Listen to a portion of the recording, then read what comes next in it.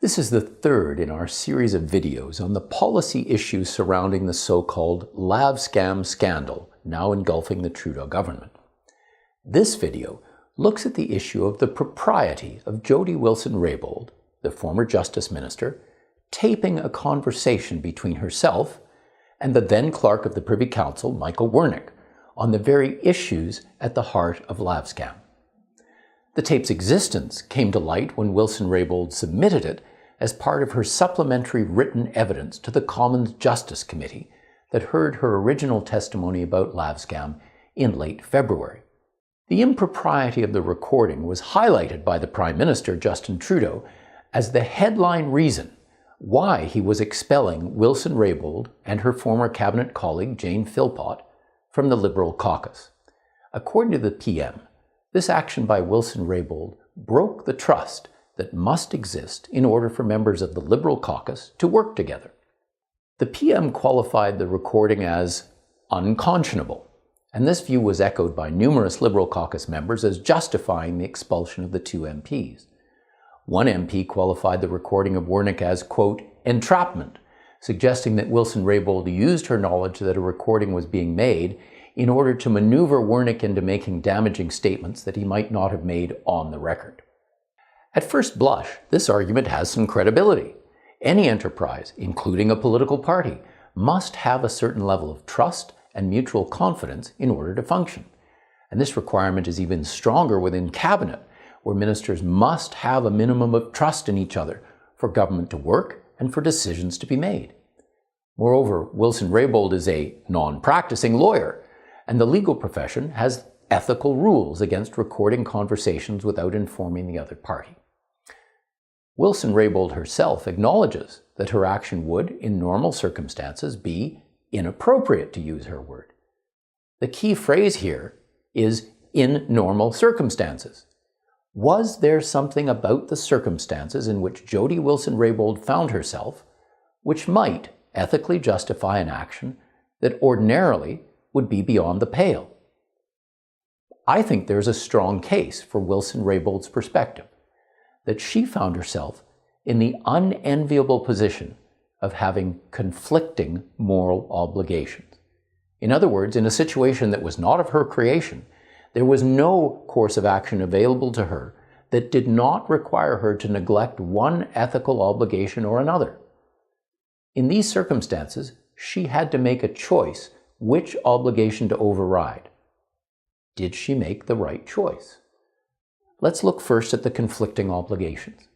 We have already reviewed her obligations to her cabinet and caucus colleagues and as a lawyer.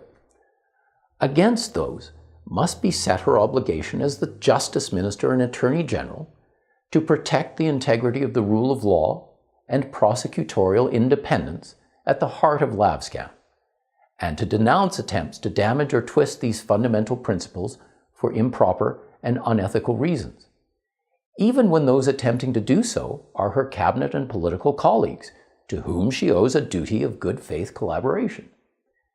In another video in this series, we look at the issue of prosecutorial independence and why it matters.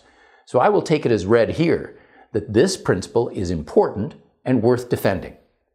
Let's recall now that the Wernick conversation took place in mid-December and followed a months-long series of meetings and communications involving the Prime Minister and his associates on the one hand, and Jody Wilson-Raybould and her colleagues on the other. In those conversations, the Attorney General and her colleagues, according to her own testimony and detailed contemporaneous notes, were very clear to the Prime Minister's people that their attempts to press her to overrule the decision of the Director of Public Prosecutions in the prosecution of SNC-Lavalin were an improper attempt to override the principle of prosecutorial discretion. And she also underlined, over those months, that she was striving to help the government avoid a scandal that would almost certainly arise if their efforts were successful.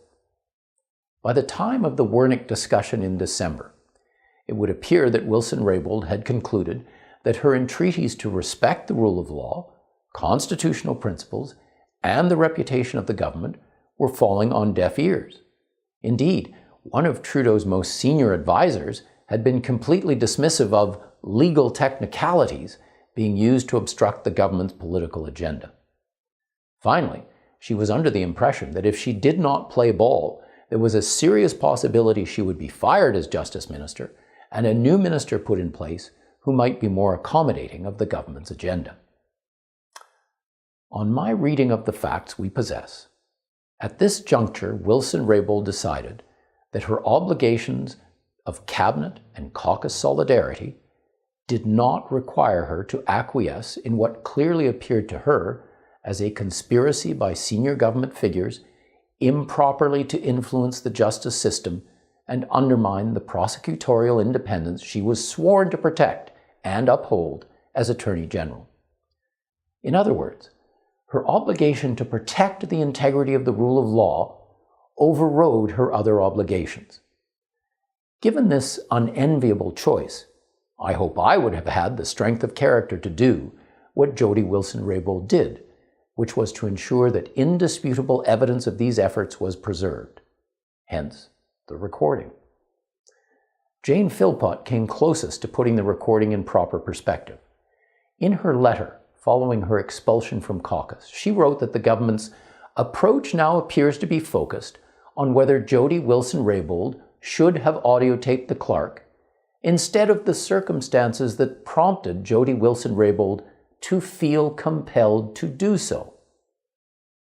Whether you agree with Wilson-Raybould and Philpott's interpretation of what the government was trying to do, the fact is that the recording is a vital piece of evidence that supports their view and has helped to achieve the objective of making the government pay a political price for making every effort to violate important constitutional principles. It is also not without irony that the tape also revealed that Jody Wilson-Raybould was actually trying to protect the Prime Minister and the government from the consequences of a wrong-headed and improper course of action they seemed determined to pursue. Wernick and others heedlessly ignored her repeated warnings by continually pressing her to intervene because of the issue of job losses and potential political fallout in Quebec, which she had already considered and rejected as a ground for overruling the decision to prosecute SNC-Lavalin. A basic truth of morality is that our obligations can and often do conflict. The true test of character is how we resolve these conflicts. My view is that at a difficult time, the Attorney General made a courageous decision to put principle before political expediency.